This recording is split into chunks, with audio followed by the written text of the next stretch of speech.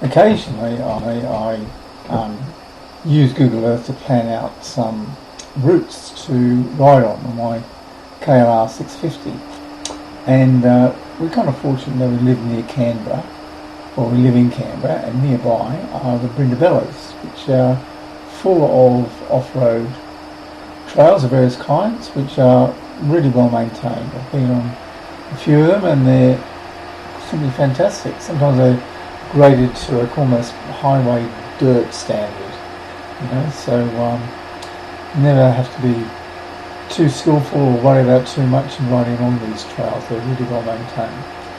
So recently I went for a camping trip to a place called Wee Jasper, and here it is. And with my son, when I was there, I saw some adventure bike riders ride past the campsite we were at on a dirt road, and they rode past us in the morning, and we did various things during the day, and I noticed them again in the afternoon, some, 4, 5, 6 hours later, coming back, and I thought they must find a lot to amuse themselves up in the track they went on. So I thought I'd look it up on Google Earth and plan the whole route. So here's the route basically. Goes from where we live in Canberra, right up through Uriara crossing, and then a nice kind of tarmac road, very picturesque area, and out to Wee Jasper, and then along a bit out of Wee Jasper, and then turn off down a road called Nottingham Road, which is a dirt road, and pretty well follow your nose. I mean, it looks a bit wiggly, and looks like there might have been a few turns, but it really was quite obvious where to go.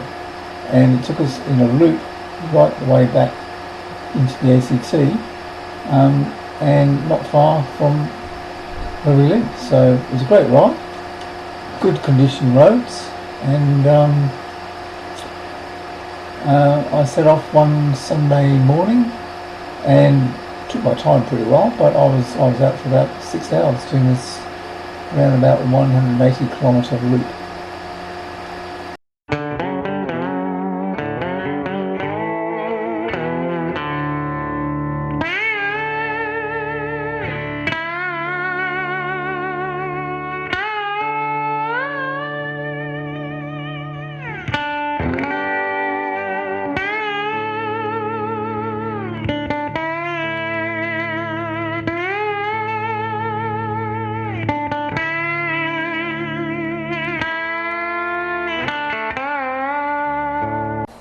Pretty soon I was at the turn off for Nottingham Road to the campground where me, Archie and Jazz had stayed a few weeks before.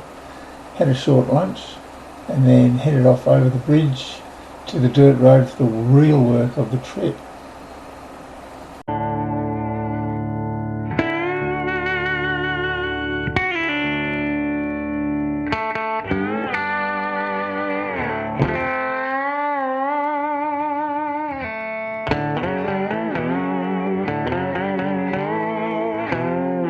What became pretty obvious pretty quickly was that I'd really underestimated the roads. They're actually in pretty good nick. There wasn't too much to worry about at all. There's some bits where there's a bit, rocky and loose, but it wasn't like extreme. The other good thing was there wasn't many four-wheel drives around, so normally you get them speeding along at a rate of knots towards you, but not this time.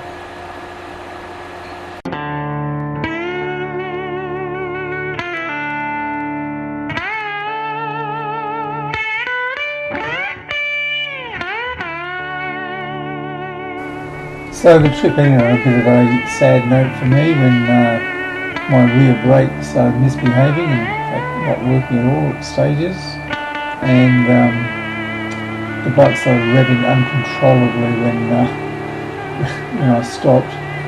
So I've got a bit of tuning and some other fixes to do before I might try this trip again, maybe in reverse with the two people I'd originally arranged it with, who can make it for various reasons. But it's really nice route, and I'd like to do it again, I think. And there's several others around the Brindabellas as well.